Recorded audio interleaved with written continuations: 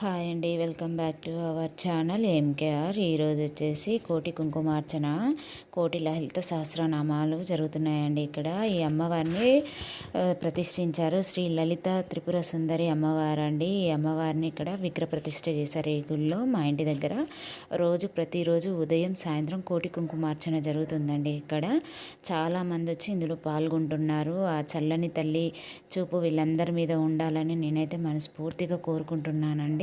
వీళ్ళందరికీ అష్టైశ్వర్యాలు, సుఖశాంతులని, సౌభాగ్యాలని, ధన ధాన్యాలని ఇవ్వాలని ఆ తల్లిని నేనైతే వేడుకుంటున్నానండి. ఇలా కోటి కుంకుమార్చన, కోటి లలిత సహస్రనామం 15 డేస్ నుంచి జరుగుతుందండి. ఇంకో 30 డేస్ ఉందండి.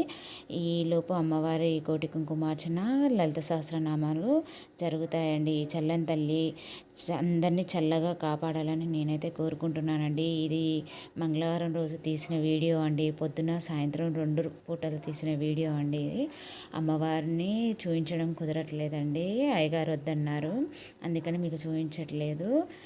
చూడండి, అందరు ఎంతో నిష్టగా చేసుకుంటున్నారు కుంకుమార్చన.